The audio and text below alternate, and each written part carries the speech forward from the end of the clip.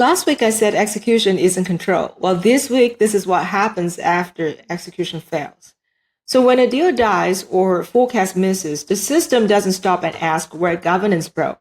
It asks who missed the number. And no, this isn't about defending the reps. It's about how failure actually gets assigned inside a GTM. So here's the pattern.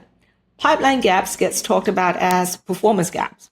Forecast misses gets talked about as effort gaps. Not because that's always true, but because it is safe.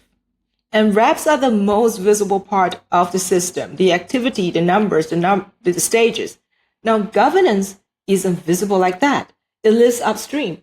Security, pricing, legal, procurement, executive risk. Now, none of that lives in the CRM, and none of it moves just because someone worked the deal harder. But when those things block a deal, the impact still has to land somewhere, and it lands on the execution. So the structural limits gets talked about as discipline problems. Veto power gets reframed as bad qualification. Now, delay gets framed as lack of urgency, and execution ends up acting like a shock absorber taking hits for failure that it never governed.